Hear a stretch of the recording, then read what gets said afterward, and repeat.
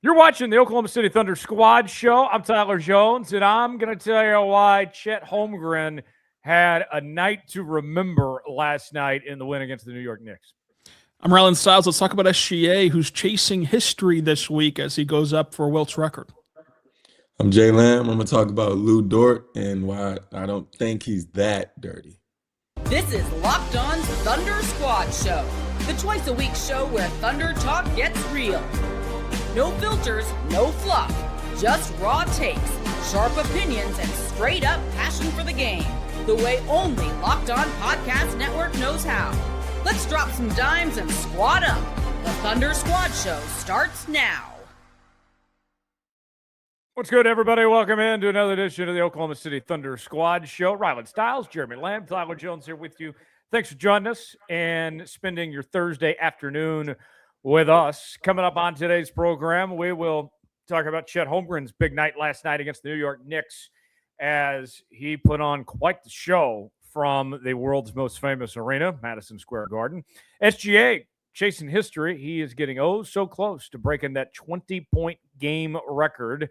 And Lu Dort, he's been kind of the talk of the NBA the last several days, leading back to his exchange with the Joker. Exchange is one way to put it. He says he's not a dirty player. Is he right? We'll examine that. And Topić, man, he looked really good with the Oklahoma City Blue yesterday. A near 30-point double-double. We'll get an update what's going on with him in our final segment. Guys, let's start with Chet Holmgren last night. The Oklahoma City Thunder taking on the New York Knicks. And the Thunder pulled out the win 103-100. And Chet was incredible. 28 points with 8 rebounds and 2 assists. He went 11 of 19 from the field, 6 of 11 from three-point range. And going up against the Knicks, one of the better teams in the Eastern Conference, was a nationally televised game on ESPN. And on top of that, too, you're talking about the stage, MSG, Madison Square Garden, the world's most famous arena. This felt like a big deal. This to me, I felt like a statement was made of his arrival. And Thunder fans have given Chet a lot of credit, and he's been one of the favorites for Oklahoma City fans since he showed up. But it seems like Chet's been kind of disrespected around the league, and we see the constant comparisons to Wemby and all that are just totally unfair. Jeremy, I look at last night, and I think a message was sent about Chet Holmgren. To me, I thought that was a statement performance to do what he did on that stage there at MSG against the Knicks. What say you?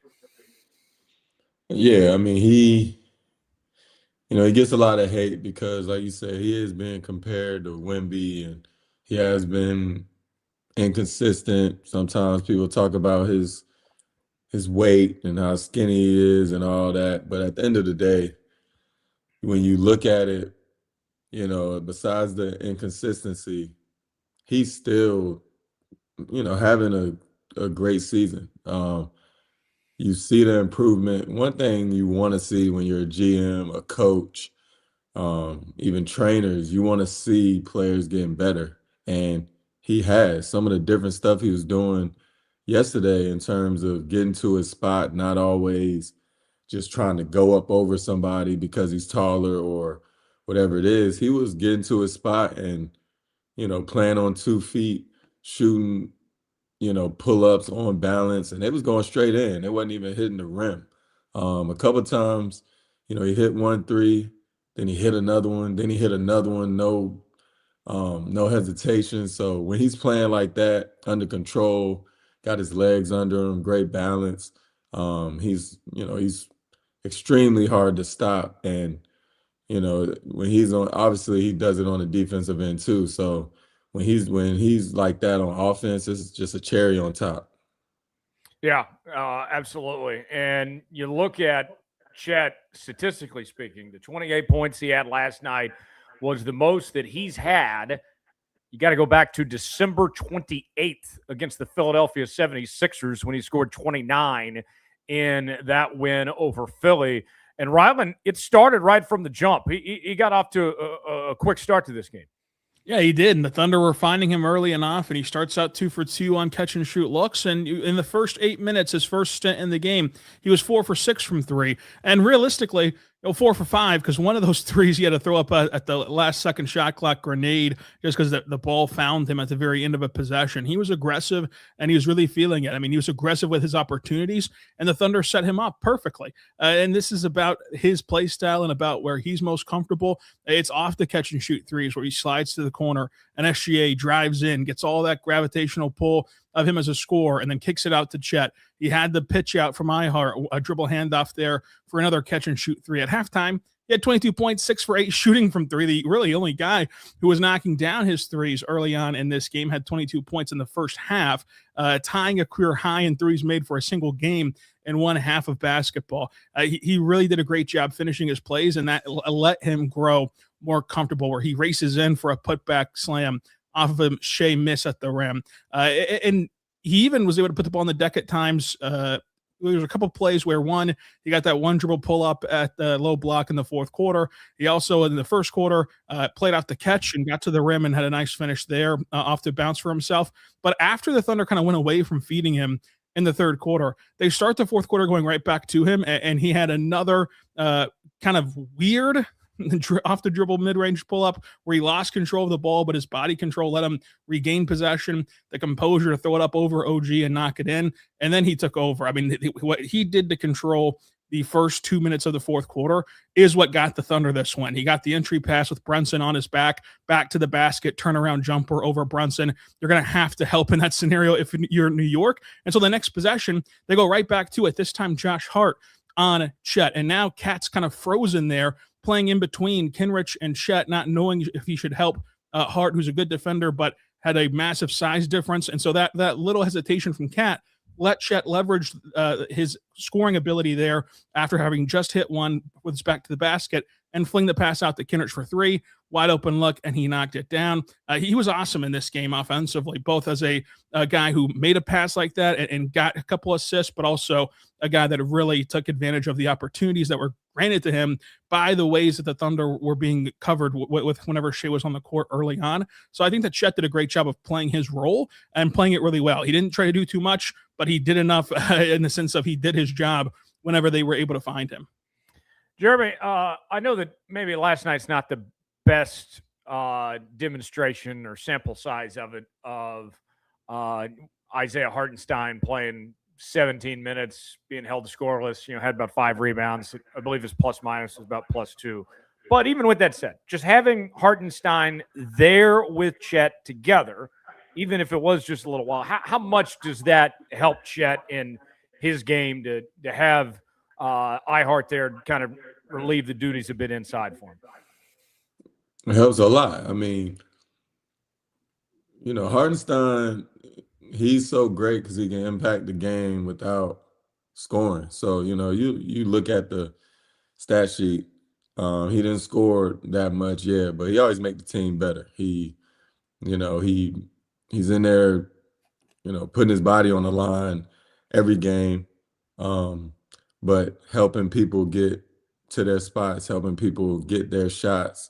So for Chet to have him, in there with him, who, Ihart is a great passer. He can do a lot of things in that 15-foot area. So when you got him at the 5 and Chet at the 4, and he can come off that handoff or, get some lobs from the dunker spot, or, shooting a 3 like he was yesterday, it just give him another weapon.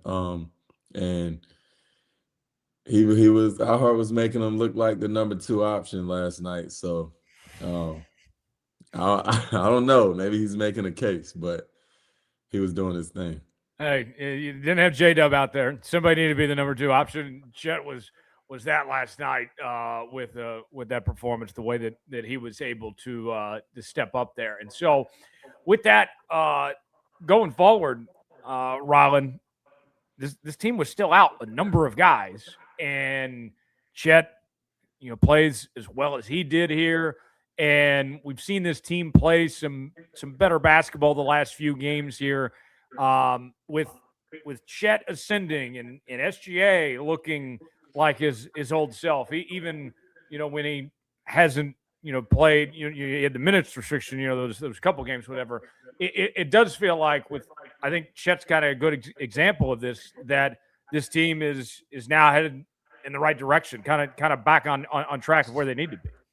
Yeah, I mean, post All-Star break, they're 7-1, and that one loss, of course, was the second night of a back-to-back in Detroit, where a skeleton crew took Detroit to clutch time, and so you're still really glad about that. I think that the biggest difference for OKC has been the return to being so 0-0, of having the proper energy, even in games like against Dallas Sunday, like against Chicago Tuesday, where you're almost biding your time. You're coming off this emotional high of playing Denver, and now you're playing a team that has no life in them in Dallas on Sunday. You're playing Chicago that has no life in them. The day before, you're going to go play in the Garden against the Knicks in an NBA Finals preview. And those are hard games to get up for, especially with the guys that have been out for OKC. And yet they've done that. And you go back to them getting up for the Nets game right out of the All-Star break. They've had a return to performance here when it comes to just taking each game as they come and taking each game with the proper mentality defensively, and their defense has been what's allowed them to get a lot of these wins. And so I think that it's a great job by the Thunder to take advantage of the situation in front of them and to make some statements here with a big-time win against Denver, big-time win against New York. Whenever you get down to the nitty-gritty of the game, in both of those games, you're missing key pieces. Alex Caruso and Ihart went out last night early on top of not having J-Dub and on top of not having A.J. Mitchell against the Nuggets. You saw in overtime they didn't have Lu, who was ejected. They didn't have SGA and Ihart, who was on a restriction. They didn't have J-Dub. You're down 4 starters in that overtime period against Denver and still get that win. That was incredible for the Thunder, and this whole run post All-Star break has been as well. So they're really getting the car back on the road, as they would say. Yeah. They got fuel. They got filled up the gas tanks there. The oil's changed. The things are looking up, and now you look at the next 5 games ahead. You're playing 5 teams that are projected to be in the postseason coming up, with Golden State, Denver, Boston, Minnesota, and Orlando. And sounds like that Boston game, they could be seeing Jason Tatum in that game coming up. Jeremy, in those 5 games ahead, if you're Chet, you had this big night against the Knicks. What does he need to do to keep this going? Because they're going to need it with this tough stretch. Absolutely. He got to stay consistent with, playing great teams, bad teams, whatever it is. He got to come out and do the same thing. When I was in college, I had a great game against DePaul, and everybody laughed and was like, yeah, now you got to go do it against Villanova and then Georgetown and then Pitt, because we was going into the Big East. So that really let me see you got to do it against whatever competition it is. So to be going against this stretch of teams who, like you said, supposed to be in the playoffs, high-level competition, they're not tanking. Going against these teams, he can really make a statement and show that, he has gotten better. He is who he is, and, he's just shutting up all the haters who think, he can't do it or he can't be consistent. This stretch is going to tell it all, even though he's proved that he's a winning player, with him on the team, being a big part, winning the championship. He only has time to get better. So at the end of the day, like I said, there's a huge stretch, just not for the team, but him individually, mentally. And, I think he'll do his thing. Of those 5 games coming up, Rylan, I think everybody, especially after what happened last week, we'll talk more about this when we get to the Lu Dort later, that Denver game, and in particular, Chet himself, like that's going to be a night they need him to step up.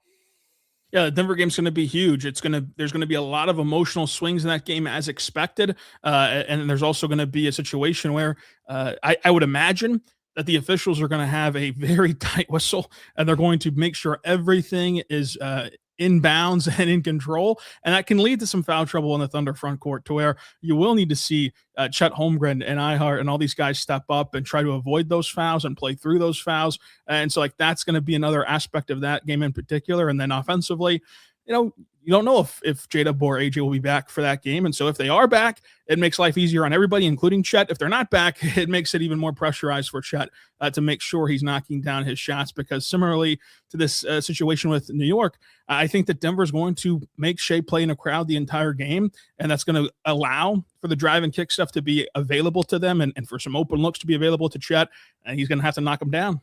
Yeah, certainly so. More to come on the Oklahoma City Thunder Squad show in a moment. Let's talk SGA, chasing history. He's getting so close to that 20-point game record. We'll break that all down. Plus, Lu Dort has spoken out since the incident with the Joker last week. He says he's not a dirty player.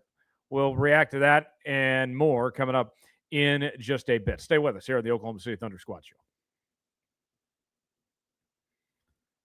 Welcome to the 5-hour energy flavor draft with 18 different flavors to choose from, including new options like confetti craze, fruity rainbow, or cotton candy. There's something for everyone. The board is set, the flavors are ready, and I've got my number one pick for the 5-hour energy flavor draft. The number one pick for me, I'm going to go cotton candy, a delicious swirl of sugary clouds, a fruity twist, a hint of vanilla, the sweet side of tasty caffeine. Throwback flavor with a boost. Light, airy candy profile. Nostalgic, carnival-style taste. Pure sweetness from start to finish. Sweet tooth fix without any sugar guilt. And, folks, 5-hour energy. The 5-hour energy shots give you a boost with 0 sugar. Yes, you heard that right. 5-hour energy has a lot of upcoming flavor innovations planned. And, you know, I see all these flavors, and, man, I can't get enough of it. I keep wanting to try more, folks, and you can too. Find your new favorite flavor of 5-hour energy shots, available online at 5hourenergy.com or Amazon. Welcome back to the Oklahoma City Thunder Squad Show. Jeremy Lamb, Rylan Stiles, Tyler Jones back here with you now. Shai Gilgeous-Alexander, SGA, is chasing history as he is now just 3 games away from getting the record of most 20-point games in a row. And, you know, he'd missed some time there for a bit, and then when he came back from injury, picked up right from where he left off. The streak continued, and we've seen him play at a high level. And we've talked about this MVP race. And if SGA makes his game minimums, the MVP appears to be his. And you talk about the consistency and this record that we're talking about here, Rylan. This would be an amazing accomplishment here. This was one of those records that I think not a lot of people thought was going to be breakable, but here's SGA on the verge. Yeah, I mean, it held the top 2 spots in this category, number 1 and 2, until SGA came along and busted up his streak and got the sole possession of the number 2 mark. Now he's aiming for the top spot. He's already set the record for the most consecutive road games, scoring 20-plus points, now at 60 all-time in NBA history, which is a feat in and of itself. And anytime that you can put yourself in the same conversation as Will Chamberlain, you're doing something right. I mean, he is the mythical being that he is. I mean, 100-point game allegedly, and he's just a Paul Bunyan-like figure in the NBA that if you can take one of his records away, that's a good deal. And you look at the list, and there's a reason why, from all the great scores that we've seen throughout NBA history, nobody's came close to breaking this record the way that Shai has, and he's got to do it against some amazing competition, which will make for some memorable games, right? I mean, you look at him getting to 125 Saturday against Golden State. If he's able to do that, then he'd tie the record against Denver and break the record against Boston. Teams with a lot of history between the two, and a lot of history just in general in the NBA. It'd be a lot of fun to see him do it. He's on the precipice of it. Obviously, he's going to have to do it against some really good defenses in Denver and Boston if he's able to get by Golden State. So I'm really excited to see how he can handle getting it done. Last night was a very tough test. I think that it speaks to Shai's consistency, that I think that New York defended Shai better than anybody has the entire season, of what they were able to do, making him play in a crowd, how they were able to contain him. You look at his free throws. He had 7 of them yesterday. 1 via a technical foul, And 2 of them came on a trip that he got because the Thunder won the bonus on a non-shooting foul. So it's like they really didn't foul him a ton, especially in the act of shooting. They really did a great job playing into his chest, playing into his body, and not fouling, and making him have a really, really hard time working for everything he got in that game. And yet still, he extends the streak after having 11 points at halftime and was able to get it done there. So I'm interested to see how he handles the pressure of it, so to say, in the next few games. Yeah. Jeremy, your thoughts getting so close, and the fact that, coming back from injury, this clearly was not, his focus. That's not what he's trying to do. He's out there trying to win games. And I wouldn't even say the MVP is his focus either, but to come back from injury and jump right back in and keep this thing going, I mean, pretty remarkable of the job that he's done here these last few games, keeping the train afloat here. Yeah, it's incredible. I mean, he's not hunting shots. He's not, not making the right pass. Like, he's out there, he'll have a layup and they got a better 3-point shot, and he'll just, he'll kick it to the corner, or, when they double team, he's getting off the ball. Like, even if he is thinking about the streak, you can't even tell when he's playing because he's making the right play. The team wants him to be aggressive. There are times where it's like, okay, Shai, we got to get on your back. We need some energy, whatever it is. But he just does a great job of knowing when to be aggressive, knowing when to pass, knowing when to play make. It's crazy. And I've seen a lot of great performances. I played with a lot of great players. I mean, I've seen KD have great months, years. I've seen Kemba have 60 points in a game. I've seen Russ average a triple-double. Like, I've seen this stuff, and it's just crazy to think that no one has came close to this record. It's like, what's different about Shai that, that it's different levels to greatness, and he's showing how great he is. So, he might be thinking about it, but I'd be surprised if it affects his game at all. I'm sure he'll end up breaking a record and counting and, keep going and keep going. So kudos to him. Jeremy, let me ask you this real quick to follow up on that. The opponents, the teams they're facing, are they thinking to themselves, like, besides just trying to beat the Thunder, we don't want SGA to get that record? Like, we want to be the team that stops him from doing that? Is that a thought process you think going on with the teams they face these next few games?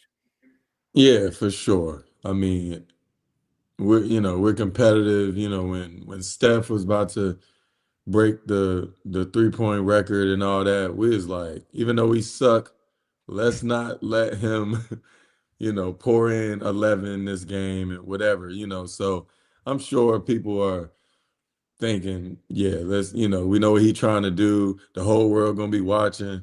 Let's rain on their parade. So I'll be surprised if other teams ain't gonna try to ruin it. Rylan, when we look at just what he's done, for me, the stretch, this goes back a long time that we're talking about these 20-point games here. It does. I mean, you look at 124 straight games. It's remarkable what he's been able to do whenever he's played. And so you look at it and you're really impressed with the consistency of SGA and the ability to do it under a lot of circumstances. We're talking about a team that over the course of this 100 games, they've become title contenders. And so that naturally ratchets up the defensive intensity on this team. But they've also lost Chet Holmgren due to a fractured hip in the midst of this stretch.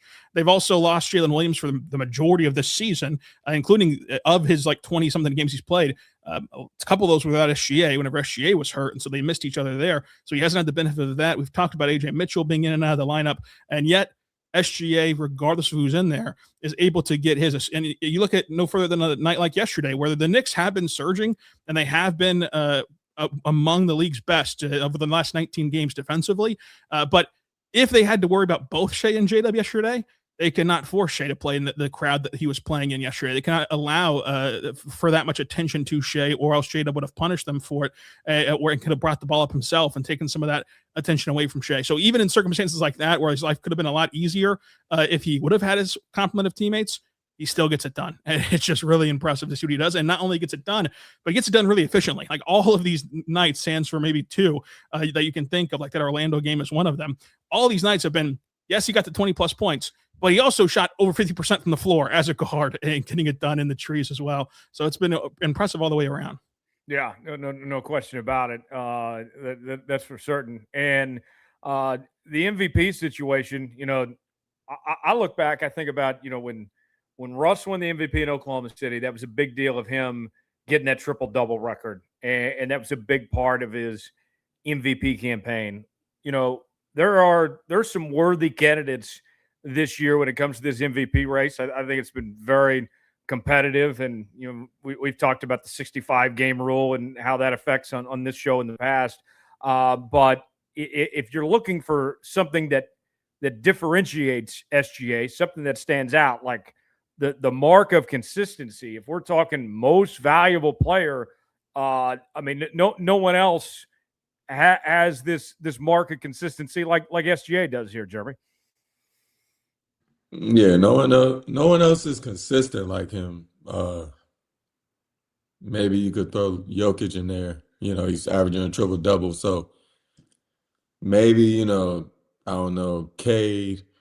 But as far as, the MVP, and I hate this award just because it's so many people that's so valuable to their team. So, but at the end of the day, he's the most valuable. I mean, he's showing, like you said, consistency, year in and year out. He does it all. They run the whole offense through him. Everyone's getting shots. Everyone's happy. Everyone's, playing hard. It's just the thing about his game that's so impressive is he's doing all this and it translates to winning. He's not just out here getting stats and they're below 500 but still an all-star. No, it literally translates to winning, and that doesn't always happen. A lot of people score a lot of stuff happen, but as far as winning, the way he plays the game, he's a winner. So that's so impressive to me, and I applaud him for that, playing the right way. Yeah, and Rylan, in that most valuable player discussion here, the fact that, as Jeremy mentions, they kept on winning with it. It seems like it's a different supporting cast around SGA almost every night, and he's been so good and worked with what he's had to work with that he finds a way to manage, in these situations here. Like this team, they took their lumps for a little bit, but big picture wise, this team has not really faced a big struggle of sorts. They're still the number one seed, and SGA is the biggest reason why. Whenever Shai's on the court, they simply win. And he's the constant guy. He's the one that stirs the drink, that drives the bus, whatever your favorite analogy is for that top guy. And he also allows them to play to an identity of, you look around at even some of the best scorers in this league, and Cade's going through this right now, where there's some nights where he struggles offensively because the Thunder get away with playing a very defensive slanted lineup with SGA multiple times throughout the game of guys that you just don't trust to really score at all next to him. And whenever they do, you almost have a sigh of relief when they score. And that's because that you can trust Shai to create the perfect setup for those guys to be in the best position possible to score, and also score through traffic and score through tough assignments and score through fantastic defense and really carry you on that end of the floor and let you have 4 elite defenders next to him and let you have a historically great defense because of how good he is on the offensive end. So I think that when you look at what Shai's able to do, he can play next to any lineup. You can put any combination next to him. You're still going to have a good offense. And if you put the right combination around him, you're going to have an elite offense on top of an elite defense, which is what the Thunder have done. And it just makes life so much easier for OKC even from a team building perspective. There's so many guys that he can fit next to. He can play on the ball. He can play off the ball. He can simply just control 100% of the possessions if you need him to offensively. He can defer to J-Dub like he did in the NBA Finals to let J-Dub go off and carry a team for 3 quarters and then set up Shai, like that fourth quarter that Shai had 15 in the finals on the road to avoid going down 3-1. Yes, Shai had 15. All of those shots were set up by J-Dub. Every single one of them was J-Dub bringing the ball up the court and those two running a guard-to-guard screening action and Shai being off the ball. Like, that's the kind of team you can put around him where he can do anything that you need him to do and get the job done, and it's let the Thunder have such success. Folks, we want to thank you for making the Locked On Thunder podcast your first listen of the day. Thank you for making Locked On the #1 sports podcast network. If you haven't already, go check out the new Everydayer Club. Access to an ad-free audio feed of the Locked On Thunder podcast, compatible with Apple Podcasts, Spotify, and every other major podcast app. An invite to the members-only Locked On Everydayer Club Discord server, which includes a group chat just for listeners of this show, where you can interact with Rylan. Special all-access episodes of the Locked On Thunder podcast, one-on-one texting. All you need to do is go to lockedonthunder.supercast.com or tap the link in the show notes to learn more. Jeremy, last thing on this. We're gearing up towards playoff time, of course. They'll be here before we know it. And the way that SGA is playing right now, like this man feels like he's ready for the playoffs to start tomorrow. Like he's locked in, no pun intended. But getting these other guys back, like the next few weeks, assuming that happens here, then all signs point to that SGA and these guys are going to be ready to go. Yeah, I think they'll be ready to go. I mean, yesterday, I don't even know if Shai is ready to go yet. I mean, a couple of times he was huffing and puffing. I hadn't seen that before. So he's still getting, back in shape, ramping stuff up. And as everybody else is getting back and, doing their thing, hopefully they can have a solid 10, 12 games to really try to hit their stride going into the playoffs. But yeah, that's the scary part of SGA. He's still ramping up. He probably not in the shape that he want to be. So it's scary to think about. Yeah, it is. More to come on the Oklahoma City Thunder Squad show. Lu Dort, he says he's not a dirty player. We'll tell you what he had to say, react to it. Also, Topić, he stepped up for the OKC Blue yesterday. A good performance for the G League squad, his best showing yet. We'll talk about that as we're about halfway home here on the Thunder Squad show. Stay with us. There's nothing like being in an NBA arena. The crowd, the energy, the moment. Getting tickets, though, that part hasn't always been so simple. That's why Game Time has become the go-to app for scoring tickets fast without the hassle. It puts the advantage back where it belongs, with the fans. Now, here's all you got to do, folks. Pull up the Game Time app, pick an upcoming NBA game, and you can have those tickets locked in within minutes. I love seeing the all-in pricing up front, no surprise fees at checkout. Being able to zoom in, get the 3D view from your seat before buying, it makes that decision easy. Great last-minute options, too, with NBA tickets showing up at solid prices. Take the guesswork out of buying NBA tickets with Game Time. Download the Game Time app, create an account, and use code LOCKEDON for $20 off your first purchase. That's code LOCKEDON for $20 off. Download the Game Time app today, and remember, it's gametime.co, not .com. Check it out now. Welcome back to the Oklahoma City Thunder Squad show. Tyler Jones, Rylan Stiles, Jeremy Lamb back here with you now as we roll along here on this Thursday edition of the program.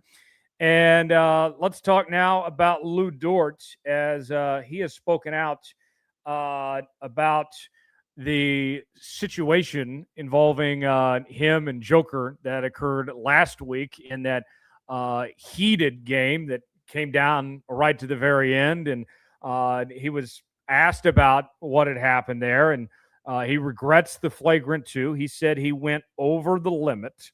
But here's kind of more context that he said. It was a physical game throughout the whole game. Obviously, that was unnecessary contact that I shouldn't have done. I got the worst of it by getting thrown out of the game, but yeah, it was high-level game. I'm a competitor, so I compete. And he was asked if he's a dirty player, and he says that he does not believe that he is a dirty player. So, Jeremy, I'll ask you. We know Lu Dort plays hard, that he goes after it defensively, but I don't think this one moment necessarily should define him as a dirty player. What say you? Nah, he's not dirty. He just plays hard. I mean, if you watch how he plays, he does that every possession. He's not just picking and choosing when he's going to push somebody or, I mean, he's one of those guys who some people like him, Tony Allen, it hurt to play against them. When they was playing defense on you, it hurt. They touching you up, they're physical, but I've played against dirty players too, where dirty players, some of them, they throwing elbows. If they know your ankle hurt, they trying to kick you in your ankle and stuff like that. Like, it's a difference in a dirty player and someone who just plays hard. I mean, that's how Tyler Hansborough was. We'll be in practice and we're like, yo, we just playing 2-on-2, just trying to get our legs under us. And he would be playing so hard, like he couldn't turn it off. So I just feel like Lu Dort, he be hurting people out there, but that's who he is. He's a physical, tough-nosed player, but nah, he's not out there trying to hurt nobody or, get thrown out the game, trying to do cheap, give cheap shots and stuff like that. So nah, I wouldn't put that label on him. Here's more from Dort of his quotes of what he said about this. I don't think I'm dirty. I can't control the media. Media always wants to have some type of attention or anything. They want that buzz. I can't control that. I've been doing well with this organization for years now. I'm happy with how I play and what I do with my teammates. I go out there, compete every night, so I'm not going to keep doing what I do on the court and then let the media judge the way they want to judge me. So, Rylan, pointing blame to the media on this, saying that, hey, this is, their narrative of sorts. I'm with Lou here. Like, this is, it was one moment that I don't think defines what he's done for his career. Like, it was just unlike him, and got heat of the moment type thing. Like, it happens. Yeah, I mean, it does happen at times, and shout out to Joel Lorenzi getting that from him in Chicago and covering the Bulls and now the Thunder for the Athletic. I think that with Lou, he's not a dirty player, but he can be reckless because of how competitive that he is, and he can do stuff out of character in the sense of looking back on it. There's some plays he probably wants back. Of just like in the moment, he was just not thinking clearly because he's so competitive. For example, flying around the screen and punching Daniel Gafford below the belt and getting ejected. Like, that's a play that you want back. That's just silly. Like, that's not dirty. It's just unbelievably silly to do that and cost your team your presence by getting thrown out of that game against Denver on Friday. That's just an unbelievably silly decision that he made. It's a dumb decision that he made to trip Jokić in the backcourt and hip check him in the backcourt. That didn't create any advantage for his team on the court, and also lost him for the rest of the game in that setting after he had hit some big-time threes to start that fourth quarter. And big-time three, big-time midi pull-up in that fourth quarter, right when he was getting going, you lost him for the rest of the game. The John Morant play where Ja got hurt on, that's not a dirty play. It's a play that, okay, whenever you're sitting here with no emotion involved in it and you're sitting here watching the play on film, like, yeah, he didn't have a shot to break up that layup. But, Jeremy, this as a player. Like, you can't tell Lu Dort in the heat of the moment while the play is unfolding that he has no shot to stop someone scoring.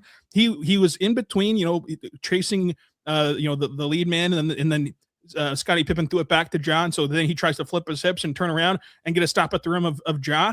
Didn't realize where he was on the court and the fact he was out of position to make a play, because how many times we've seen Lu Dort do that where he's able to shut down a 2-on-1 fast break by himself. He flips his hips and here's Ja and he accidentally undercuts him. It's like you couldn't have premeditated that if you were Lu Dort. And to me, to be dirty, you have to premeditate hurting somebody. It's unfortunate John Morant got hurt, but that was him being way too competitive to try to make a play. Whereas other guys who we complain about all the time, whenever we say, oh, these guys don't care, these guys don't play with enough energy and with enough defense, and they don't care about the sport anymore like they did in the olden days. Those are plays where, yeah, they don't hurt Ja Morant those plays because they simply don't even try to make a stop. So it goes both ways. There are some reckless moments for him like we went over, but it's tough to call him dirty whenever a lot of these are happening in the heat of passion, so to say. Yeah. And you know, there's an old quote I remember from Chris Collinsworth, the football analyst for NBC. And he was talking about this with football, but I think it can be applied across the board. He says, hey, football is a game of emotion, but you have to learn to play with your emotions. And I think you could say that with basketball and other sports too, in this same sense. And, for Lou, Jeremy, I would put it this way, that I love how much of a competitor that he is, that he cares, that he goes out there. If this scuffle or whatever you want to call it happens every once in a blue moon, every now and then, but as the payoff, you get to see how physical he is and giving it his all. I can deal with that if I'm Mark Daigneault and this Thunder staff. I'll take the bad with the good there. For sure, because he never just loses his mind. He just, see, some people like Jokić, right? Jokić, he's super strong. Sometimes you might bump him and he don't move. But then sometimes he'll bump, you'll bump him and he'll flop. Like, Dort is used to people screaming him, hitting him, all that. So sometimes, yeah, he might have hip checked him a little bit, but they do that all the time when the point guard bringing it up and, that big man is running to try to set that, or like just doing that little running screen in the backcourt. They just be, the person guarding them always is checking that big man and just trying to get through screens and all that. Dort did a little bit of that when he hip checked him, but he's never done like what Draymond did when he held Gobert in a headlock because he was, whatever, or when he turned around and slapped Nurkic. Like, that's losing your mind, just doing something where you really look back like, man, like, what was I doing? Like, if you watch that video, anybody in the world would be like, what are you doing? So I feel like Dort haven't had those moments. But yeah, sometimes he get caught up in that intensity and that competitiveness. And yeah, he gonna hit you before. It's like running back. He hits people sometimes before they get hit. He's the one that's going hard and trying to really be the aggressor. So sometimes he get caught for it. But, like Rylan said, if on that fast break, when they threw it back, if he had just kept running, people would have been like, yo, what are you doing? But he turned around and he actually slipped a little bit, hit him in the air. It's just an unfortunate play. So I definitely with him take the good with the bad, any day of the week for sure. Well, Rylan, I would also add this, as I see Kent makes a good point in the chat.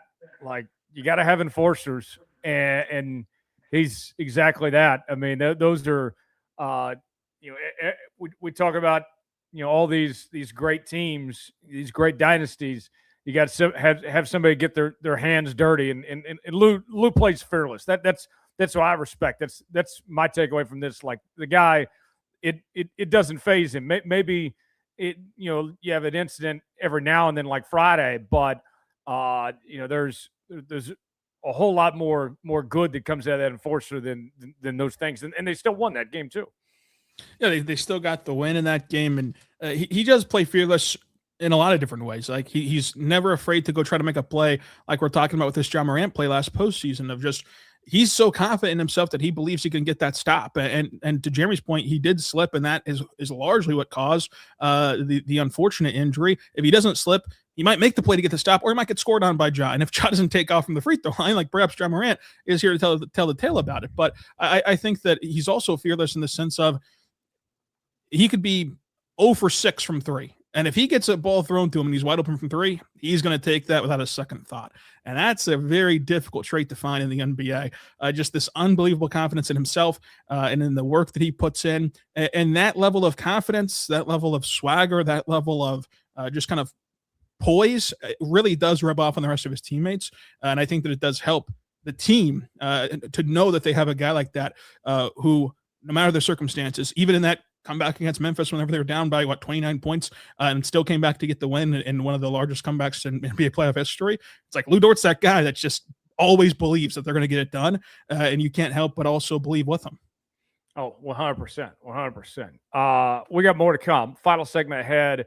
Topić with a nice showing for the Oklahoma City Blue as he had a near 30-point double-double the other day. We'll discuss that as we wrap up here on this Thursday edition of the Oklahoma City Thunder Squad Show. Stay with us.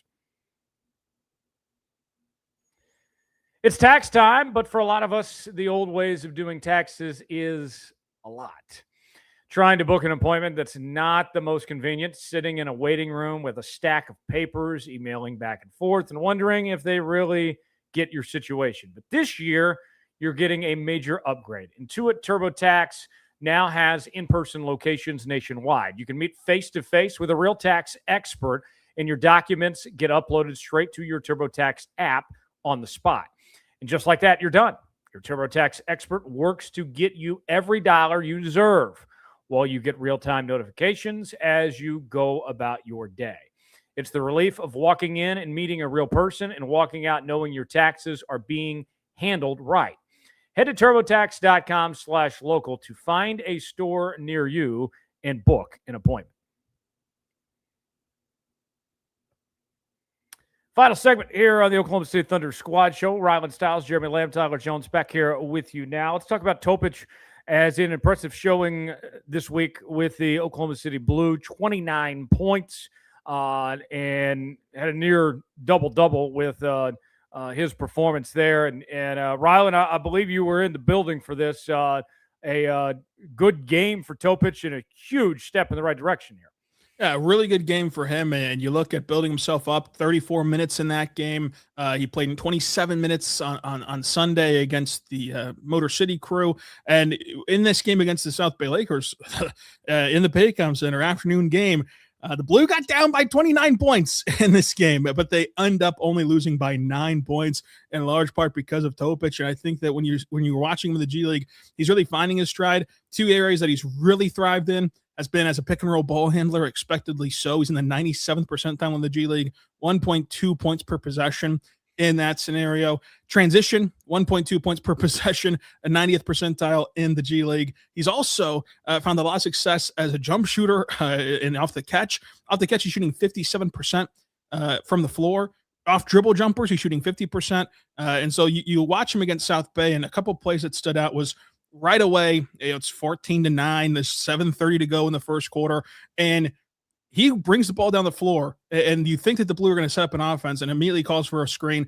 Off that ball screen, just dribbles into a three and knocks it down with 18 seconds on the shot clock. This has not been a guy who you've touted his three-point shooting as a trait of his going back to his prospect days, and yet we're here talking again. We did it for his Blue debut of him hitting these off-the-dribble threes, and that being something that he's leaning on in the G League, which is very encouraging for his long-term development, but also his ability to get to the rim was really on display against South Bay, where he was able to use his frame, use his size, and his pace, where he's not going to be the guy that gets past you, with his burst. He's not going to have a quick first step, but with his ability to use his frame to bump you off your spot en route to the rim, he can just play as slow as he needs to get to the cup and finish there. And so all these things are really good to see out of Topić as he continues to work his way back.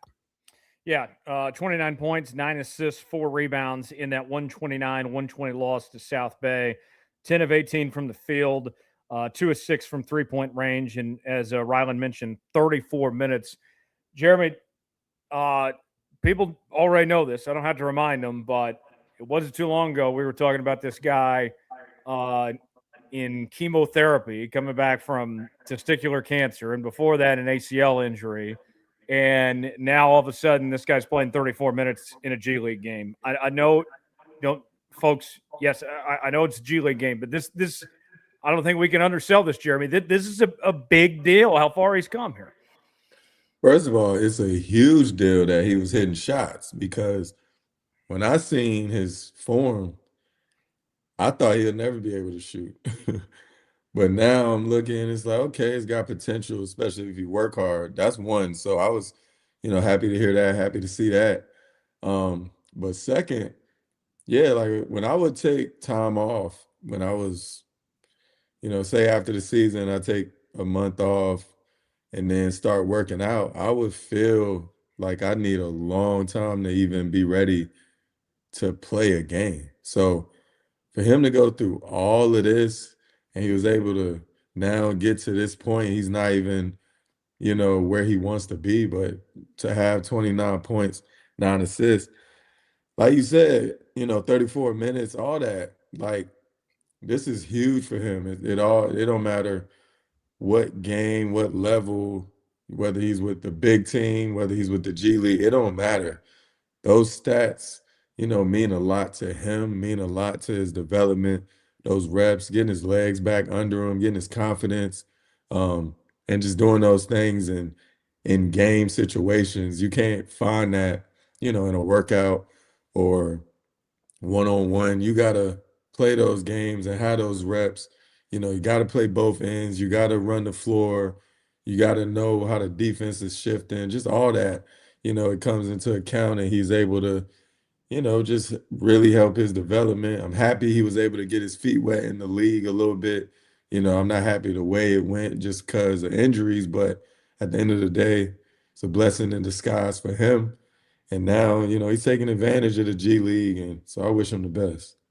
Rylan, we didn't even know if this guy was going to play this year, let alone get NBA minutes and, start G League games and get 34 minutes in G League games and all this.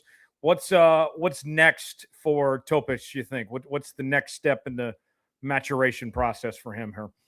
I think that you're going to look at him and finish out the G League season, which is almost over because the G League season starts later than the NBA season and ends, of course, earlier than the NBA season does. And so the Blue have a lot of home games to wrap up this slate starting on Saturday against the Texas Legends. And so I think that you'll see him play in that game, play against the Vipers on the 24th, and round out this season with the Blue.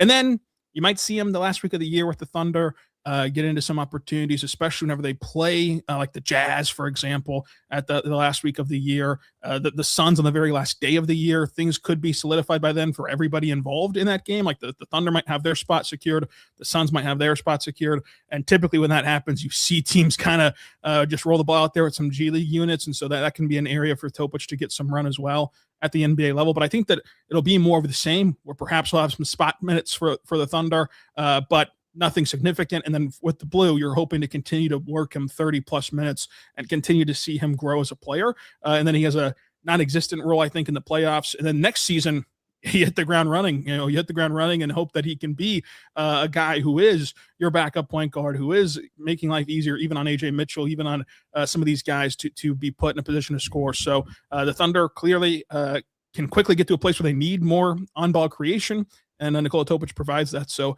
the future is very bright, but for the near future, it'll mainly be with the Blue. And that time with the Blue, Jeremy, you've been in those G League meetings and such. Like, I'm sure he's been given a specific assignment. Hey, work on all that, and I would, based on what we know, he seems that he's well on track, maybe even somewhat ahead of schedule from what we thought. Yeah, I'm sure they have told him and expressed to him what they want. OKC is very good at communicating. When I went down there, they was just telling me, we're still watching. Don't think this is a vacation. We want you to develop. We have a plan for you. So I'm sure they, are really focused in on his development and giving him everything he needs in order to accomplish his goals. But yeah, like Rylan said, he might get some, a couple games at the end of the season where he can get maybe 15 minutes. In the playoffs, if he got any minutes, to be honest, then that means we're not as healthy as we want to be. So I would be surprised if I see him in the playoffs, maybe get in for a standing ovation, feel the energy, let the stars walk off the court and get their ovation or whatever. But at the end of the day, right now, they just focus on his development, his mental, his physical, and hopefully he's taking advantage of it and don't just feel left out or like they don't care about him, because OKC really used their G League as a resource and not just somewhere to send players that they don't like. So, I'm happy they're patient with him, especially with all he's been through. You don't always find that in the league. So the fact that they're patient with him, still giving him a chance to develop, is huge, and that speaks a lot to the organization as well. Rylan, I know this is still ways. Maybe I'm even getting ahead of myself here, but is the summer league going to be valuable time for him? Is that expected that he'll be out there in Las Vegas and doing that and getting some minutes? What's that potentially look like his offseason there? Yeah, I don't know if expected is okay to say, but I would say that the Thunder take the summer league very seriously, so much so that they do play in two different summer leagues, one in Salt Lake City right before Vegas, and then they head to Vegas. I would imagine right now that Topić will play at least in Salt Lake City. That's what they've kind of done with some of these older guys, where Topić will now be heading into his third season post-draft, of course, but it's only his second year of NBA time. But whenever you get to this stage, you typically don't play in the summer league, but this is a very unique circumstance with what Nikola Topić is dealing with. So I think that they could throw him in there for the Salt Lake City Summer League, which is only 3 games, and really the returning guys only play the first 2 and rest that third one, just to get him some extra run after having this stretch here, and you really break up his season. He got in there right before the All-Star break. He's played in these G League games here this week. He'll play in a couple more in the next 2 weeks, and then he'll have a lot of time off between then and July. So you might want to get him some run again there in the summer league. So I think that it could happen. I don't know that it will happen, but I think that it certainly could happen in Salt Lake City. Thanks for tuning in to the Oklahoma City Thunder Squad Show. Make sure to subscribe and follow the Thunder Squad Show to get all the latest episodes. If you never miss an episode, the Everydayer Club is built for you. Get the Locked On Thunder podcast ad-free, plus the members-only Discord access and more. All you had to do, folks, is head to lockedonthunder.supercast.com to join the club. For those of you on video, we send you the first ever 24/7 national NBA YouTube channel. On audio, make sure your second listen is NBA Game Night on Locked On NBA. Jeremy, we never asked you about this. What was your summer league experience like back in the day? Summer league was great. I went to, when I was with Houston, we played in Vegas, and it was rocking out there. I was killing. I was supposed to be the MVP, but then Dame Lillard came in and took it. And then the next year, played with OKC. We was in Orlando. We only did that, and I played great, dunked on a couple people. I was actually the MVP. It was like a fake MVP. They gave me a little ring and everything. You still have that? It's somewhere around here, but I think they got it from like Claire's or something. But no, it was a good experience. It was exciting, a little nerve-wracking, but it was great for me. Great. It was just great to be around a lot of NBA talent, but people, GMs, different coaches. So I think summer league definitely be a huge time for Topić. I just think it'll be good to see his development, and I'm pretty sure I played 3 years, so yeah, that's how it was. Unless you're a superstar, you gotta play summer league at least 3 years. Not all the games, but like 2 or 3. So, but it was a good overall experience for me, and hopefully it'll be for him too. Rylan, busy couple days ahead on the channel as the Thunder have some very exciting matchups here over the next several days. That's right. A lot to go over on tomorrow morning's show. We're going to talk about the preferred playoff path for Oklahoma City this postseason. Saturday morning, we'll have Charlie on from Locked On Warriors to preview that Warriors game. Then Saturday night, we'll recap that Warriors game. Monday, you got Joe Mazzato back in town to discuss the big week ahead. And Monday afternoon, you'll have Locked On Nuggets here for a crossover to preview that game. And then away we go with another jam-packed week of Locked On Thunder. So plenty of stuff coming up over the weekend and the weeks ahead. Make sure you subscribe anywhere you get your podcast from. There you have it. Check that out, folks. Rylan doing great work, and we'll be back to do this show again on Tuesday, doing the Thunder Squad show every Tuesday and Thursday, 3:30 Central Time, and we appreciate y'all joining us. Thunder taking on Golden State on Saturday, national televised game, the next 4 national TV games, as they'll be on ABC on Saturday, then taking on Denver on Monday. That's a Peacock and NBC SN game. Thursday against Boston on Prime Video, and then Sunday against Minnesota. So we'll be all over it right here on the Locked On Thunder podcast on the Thunder Squad show. That about does it for us. Appreciate y'all for stopping by and joining us here on the Thunder Squad show. And we will see you all again coming up on Tuesday at 3:30. And I appreciate y'all stopping by and joining us. For Jeremy Lamb, Rylan Stiles, I'm Tyler Jones. Have a great rest of your weekend, everybody. Enjoy the Thunder basketball on Saturday. And we'll talk about the games against what happened against Golden State and Denver on Tuesday's show. We'll see you then. So long, everybody. Thanks for joining us. And have a great rest of your weekend, everybody.